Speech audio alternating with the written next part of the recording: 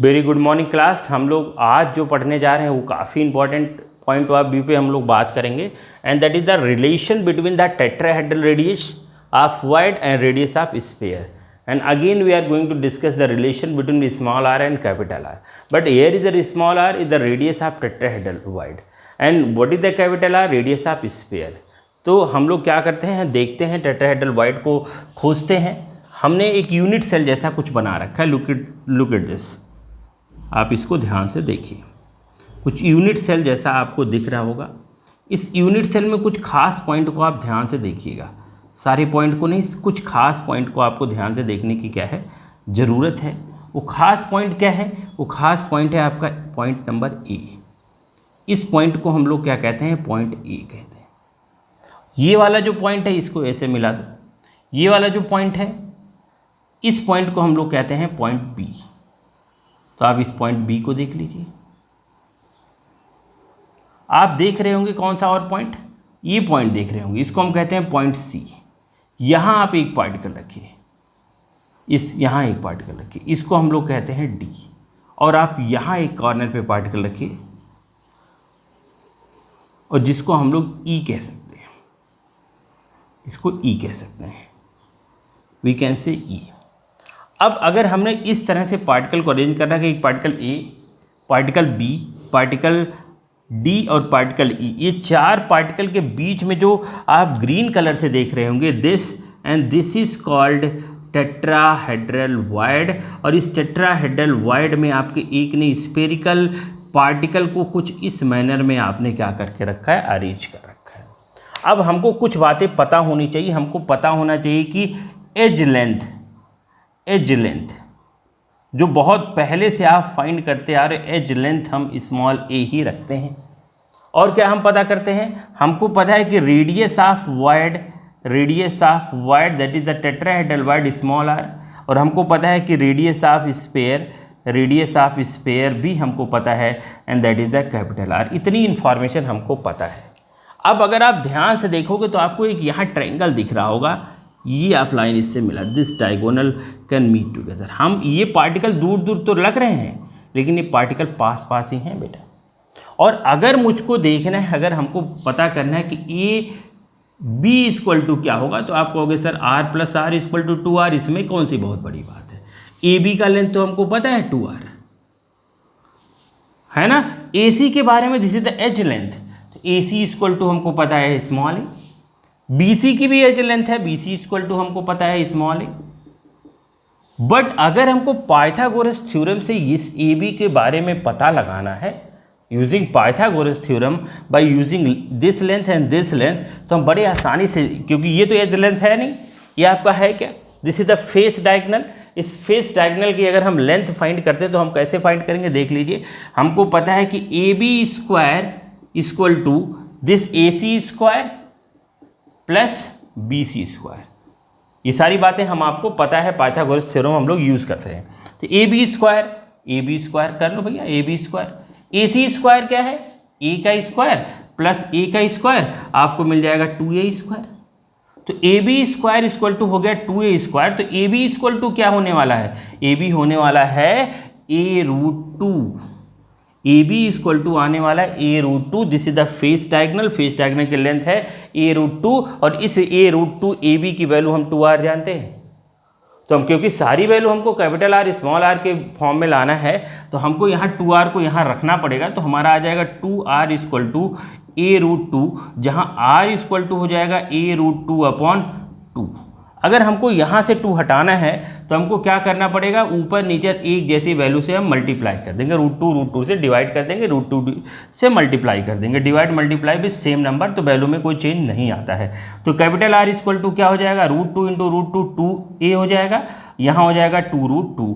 ये इससे कैंसिल हो जाएगा और आपको वैल्यू मिलने वाली है R इक्वल टू a√2। ये आपको मिल गया है क्या? This is the radius of particle in term of edge length a/√2। ये आपको मिलके तैयार हो गया है। अब अगर आप ध्यान से देख रहे होंगे तो आपको एक ट्रायंगल और दिख रहा होगा। जिस ट्रायंगल में ये टेट्राहेड्रल वॉइड भी आ रहा होगा।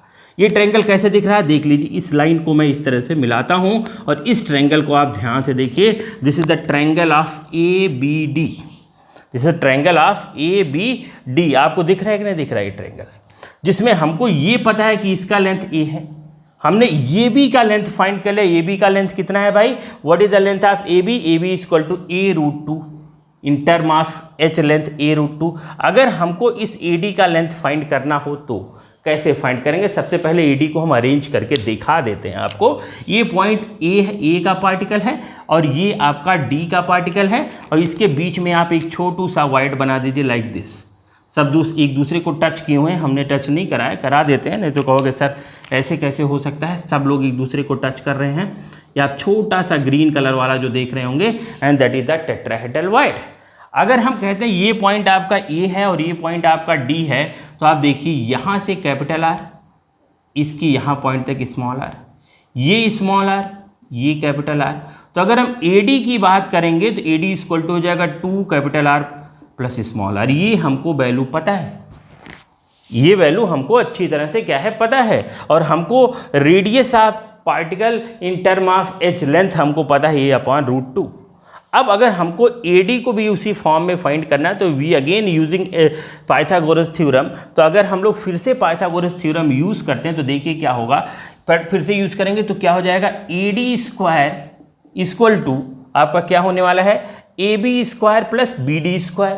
तो A B square plus b d square. अब ए बी की वैल्यू हमको पता है, what is the value of A b, a√2, और बी डी की वैल्यू पता क्या है आपका ए स्क्वायर। तो इसका स्क्वायर कर देंगे तो क्या हो जाएगा, a√2 का स्क्वायर प्लस ए का स्क्वायर। अब देखिए A D square equal to क्या आने वाला है, अगर इसका स्क्वायर करेंगे तो रूट खत्म हो जाएगा, तो क्या मिलने वाला बेटा, मिलने वाला है 2a स्क्वायर प्लस ए स्क्वायर, जिसको हम लोग 3a स्क्वायर कह सकते हैं। तो A D square equal to हो जाएगा 3a स्क्वायर।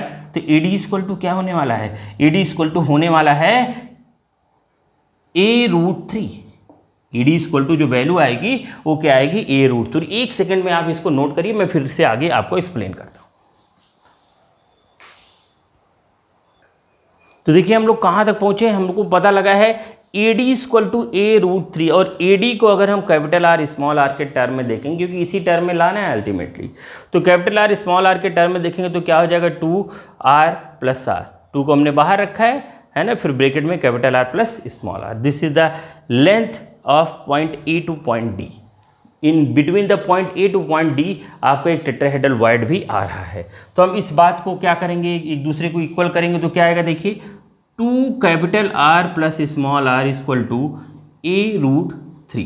अब आप क्या करिए, उस 2 को उधर ले जाइए तो क्या होने वाला है, देखिए capital R plus small R equal to a√3 divided by 2, and this is the equation number second. ये आपने 2 इक्वेशन फाइंड कर लिया है। एक इक्वेशन में आपने radius of the particle in term of edge length, और दूसरा radius of the particle radius of tetrahedral void को भी आप एज लेंथ के फॉर्म में फाइंड कर लिए हो। आपको बस थोड़ा सा सब रखना है, आपका आंसर आने वाला है। आपको क्या करना है, इक्वेशन सेकेंड को इक्वेशन फर्स्ट से डिवाइड कर देना, we get the relation between the radius of tetrahedral void and relation between the relation of radius of particle. तो आपको इक्वेशन नंबर सेकेंड को इक्वेशन नंबर फर्स्ट से डिवाइड करोगे तो देखिए क्या होने वाला है, capital R plus small R equal to a√3/2। This is the equation number second. Equation number first है कैपिटल आर अपॉन क्या है आपका a√2। ये कैंसिल हो जाएगा और ये √2 ऊपर चला जाएगा और ये 2 नीचे चला आएगा। आपको मिलेगा capital R plus small R upon capital R equal to √3 into √2 upon 2। अब आपको पता है √3 की वैल्यू 1.731 और आपको √2 की वैल्यू पता है 1.414। आप चाहो तो रख के मल्टीप्लाई करके आंसर ले सकते हो। और सिंपल आसान और सिंपल तरीका क्या है, और सिंपल तरीका है कि इस √2 को नीचे ले आओ किसी तरीके से, क्योंकि 1.731 1.414 डिवाइड करोगे तो लगभग 1 पॉइंट के नियर अबाउट आपको आंसर मिलने वाला है। तो आपको क्या करना है, इस √2 को ऊपर ख़त्म करना है, तो ऊपर नीचे √2 वो जो पहले किया है उससे मल्टीप्लाई एंड डिवाइड कर देंगे।